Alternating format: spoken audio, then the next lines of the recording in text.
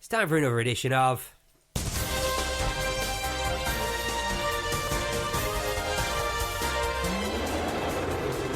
Harambe Headlines. So, for our one-year show anniversary, 1 year, I've got a couple of crackers. Whee. Some of these, they're going to make you angry, Twist. I'm not going to lie. You're going to be sat there questioning your life. Oh man, this is supposed to be a celebration, not a dramatic event. Well, be ready for me to lower the bar. Go on then. First headline of the evening. Muddy men's jeans being sold in US for £330 each. That could be a millionaire. Now, US clothing company Nordstrom has released a new denim line where they've put something on to look like fake mud stains. And they're up for sale at $425 a pair. Like, words are escaping me at the moment with this, man. Like, you could buy a £10 pair from Primark and just go roll around, or you could go roll around in the garden for an hour. You don't even need an hour. Like, literally 5 minutes. One skid. Just do the old school playground skid where you just run across the floor and just slide across it once. That's all you need. You've got it down. I'll give them all due credit where it's worth. The actual jeans themselves, like the stains themselves, it looks like it's packed on mud. You know, like somebody's been working hard. You know, like they've got. It looks like what my pants look like at the end of the week, with less hydraulic oil down the legs. Right, so basically people are buying into the idea now that you essentially... It's stylish to look like you've done some work. Without actually doing said work. Yeah. Now, for the listeners, there's going to be a link on the Final Weekend Stand Facebook page if you want to take a look. It'll be going up in a bit. But all I can think is the type of people that could actually afford these jeans or would wear them, I imagine, are like career office people, the types that had never come into contact with that majority of mud. Yeah, to be honest as well, is it really a good look? No. Walking around with mud, you ain't getting any jobs with that. I used to get in trouble all the time for looking dirty. I get in trouble at my job, my day job at the moment, for looking too dirty, and it's a job where it involves me getting dirty a lot. Yeah. I mean, I can't imagine many people are going to be walking into job interviews and coming out with jobs if they're going in dressed like that. Well, no, you walk in, like, that guy looks badass. He looks like he works hard. He works hard. No. He's the words that I can't understand you in the right mind to doing it, or think somebody looked good in it. It would pay $300, did you say, dollars? For $425 a pair. How much does that cost? £330. 330 quid? Literally, yeah, for a pair of jeans that you could get the same effect on just by tripping over drunk. You could lend it for a... Yeah, I was going to say you could lend it to a kid, but that's a better scenario right there. I never come home clean after a night out. No. I'm either covered in... It's either liquid or soil that is hopefully mud. Yeah, I barely ever come home clean when I walk home. To be honest, I've usually, decked it somewhere. And, yeah, I've lived in a fair amount of places in my life. So, obviously, occasionally I've lived near woods. Yeah. And, there happens to be a shortcut through said woods. Not when you're drunk. You just go there across on your face. It just becomes a new obstacle course. Yeah, you just walk home with your face. That's pretty much all you do when you're drunk. Especially as a student. Well, I'm going to rebalance out this dirty, muddy jeans thing. You'll all have to bear with me, listeners. Unfortunately, I'm suffering a bit of a bacterial infection at the moment. It's delightful. But anyway, we'll shoot on to the next headline. Yeah, is at that point I don't want to do it mid-sentence. Fair enough. So we'll shoot on to the next headline. Oregon police respond to report of armed cat in a tree. What? An armed cat? Yup. Yeah, dude. No. Come on. What was the game here? Is this a mascot? This is genuinely another crisp, crazy tale straight out of something mental in Oregon. Oregon. If you haven't heard the show previously, I'll be honest, when it comes to America, Oregon, it's not as bad as Florida for the crazy stuff. No. But, like, Florida has quantity of the mental things, whereas Oregon is more quality ridiculousness.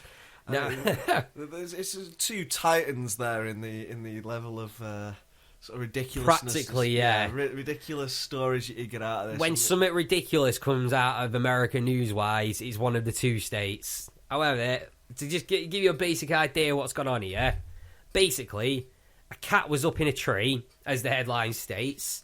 Okay. People have seen it, and from a photo that's been taken of the cat in the tree that's floating around the net, it appears to be holding an assault rifle. Scaled down to cat size. With its opposable performance. Now, let me just stop you there. This isn't photoshopped or anything either, and it does sound reminiscent of sort of the old lol cat meme kind of things. Yeah, right. But the cat was just holding a stick that looked like a scaled down assault rifle. That was practically it. So I've got, because the Newport Police Department put out a statement, so I'm going to quote. Go on then. Reports of an armed cat this morning were unfounded. The feline was contacted by our canine and was determined to be in possession of a non-lethal branch. The cat was given a verbal warning for posing with what could be mistaken as an assault rifle while wearing poor camouflage attire. That's like, gotta give him credit. Yeah, at least he had a sense of humour about it. Fair enough. Like, the photo to go with it came with what the police posted as the statement towards it. So that link's going to be up on our Facebook page. So, don't forget to check that out. I need to check if you don't believe me, because it's just... I love the fact... I mean, it's kind of sad the level of, where they straight go to out. The kind of level of the mentality is that in that kind of area. Yeah. Where, a creature holding a stick, if that would have been in the UK, it might have just been a cat in the tree story holding a stick. But because it's in America and the population, the culture they have there, it's a gun.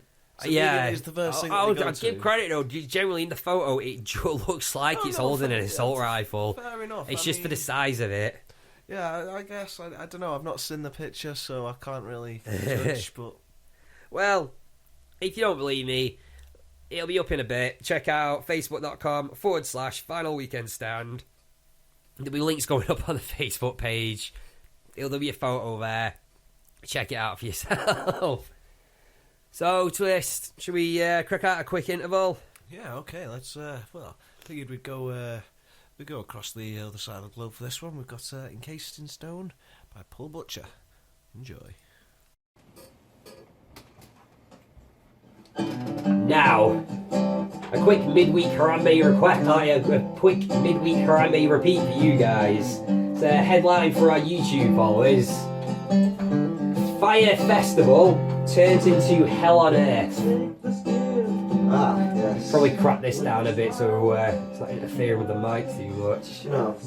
But yeah, so if you haven't seen the latest trending hashtags or ranting Facebook posts, this was a festival. It was created by Ja Rule and entrepreneur Billy McFarlane, who is apparently widely known as a shady character for screwing people over.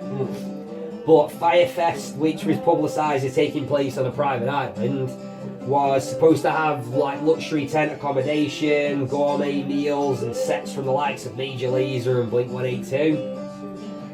But it sounds too good to be true, and even on top of this, there were flights, boats, buses chartered for this remote island. It's supposed to be a private island in the middle of the sea. But the entire thing turned out to be a hellful ruse for all those who paid in excess of $4,000 and up to as far as $12,000 for a ticket. Wow.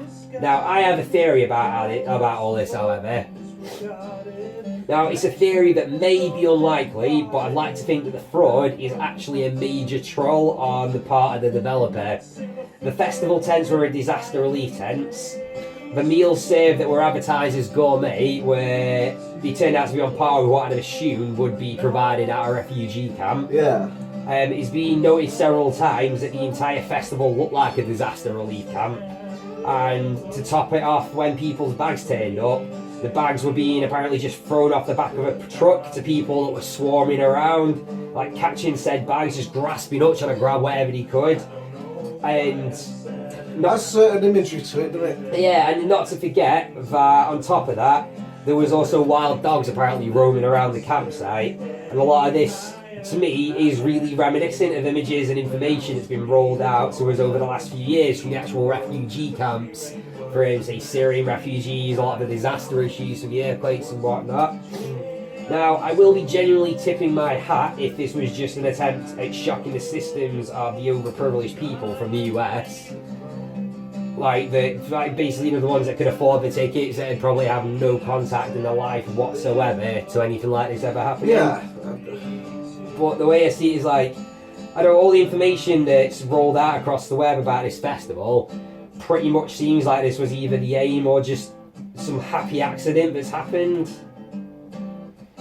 No, I don't know. It seems ridiculous. I mean, it's probably what you get for pre-booking, things like anything. They say about games and stuff like that. Don't pre-book things. But I believe we're back. Oh, we're back. Right, we'll carry over. Yeah.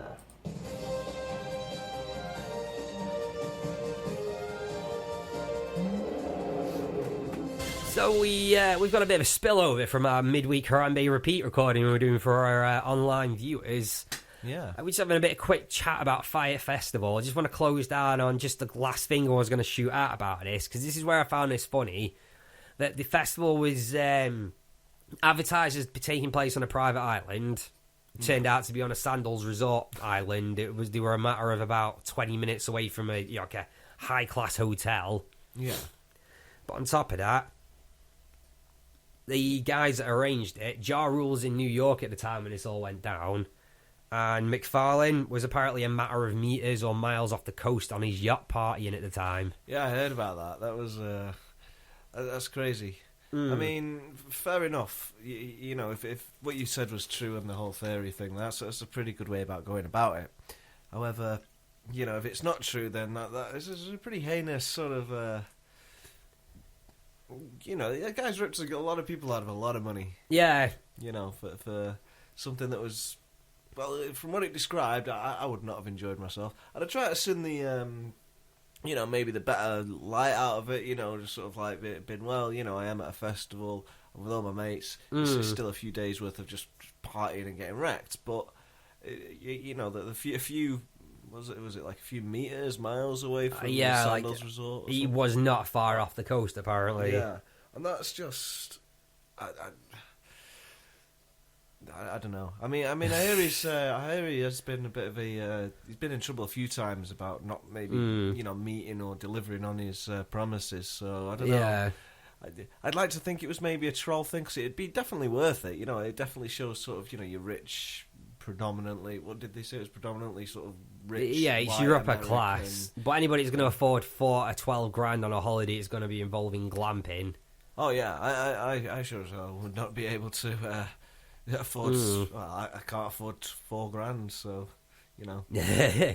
So we'll close that off. If you want to catch out what it was we were talking in full during the interval, check out our Unsung Heroes of Rock YouTube page come Wednesday. When we upload the next midweek Harambe repeat for you all.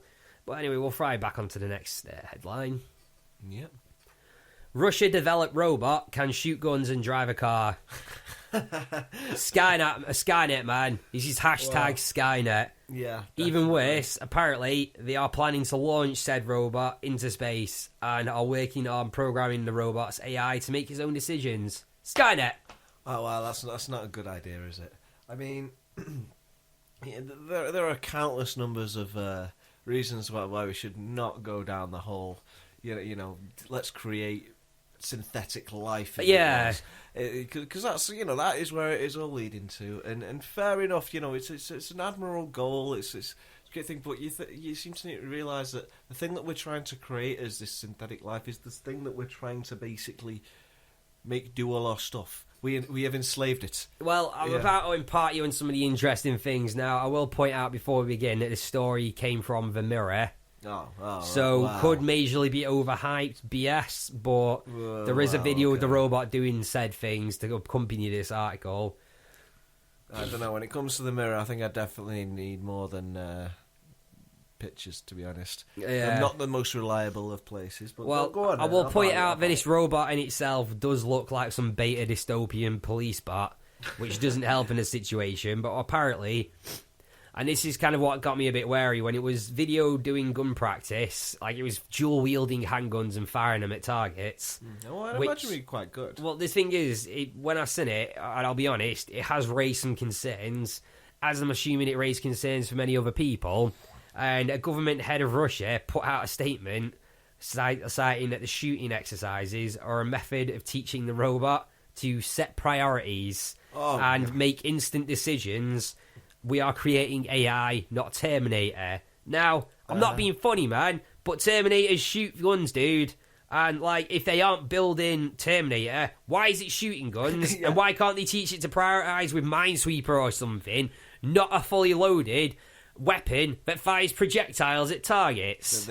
That fires killing projectiles Yeah. at living targets. The most likely thing where if it's going to unload a clip at you, it's going to have a lot better aim than a human would have had. Oh, damn sight a lot better, Brave. And not only that, you know, it should be intelligent enough, because I don't know what they've wired this thing up to as regarding its IQ level, but it should know how to hit you and how to take you down. Yeah, and this whole quick last-minute decision thing, I was like, I'm sorry, there are better ways to go about it than putting a gun in its hand. That is true. I mean, you know, we're both sort of sci-fi, sort of both nerds kind of thing. Yeah. You know, I'm a major fan of GLaDOS. GLaDOS took about a nanosecond to figure out how to kill a human race. Yeah. What about HAL? Is it HAL 9000? Yeah, from Space Odyssey. Yeah, that'd had enough of us. See, this is the thing, and it's just that'd be like the way I see it is, and this is how ridiculous the situation seems. That if I got my 7-year-old daughter and then I was like, right, I'm going to teach you how to make quick decisions today. Here's a gun. Yeah, that's the entire world. They'd be like, hang on a second. wait a minute. Which practically these robots are children. They know nothing. They're being taught and programmed how to do everything. And what's the first lesson they've gone? We're going to learn you how to make decisions by giving you guns. We'll teach you how to kill people. That's basic. It's crazy. Yeah. So as excuses, we're teaching them not to. They couldn't even give you some, you know, BS about it. Maybe sort of, oh, it's a defense robot. No, just straight out the bat. No, doing this is wrong. Do not do this. But I'm real good at it. Well, anyway, we'll drop that for now because I want to close off on the final headline of this evening. Okay. And now I have left my favourite headline until last this week. Okay. McCain Foods USA recall hash browns due to possible golf ball contamination.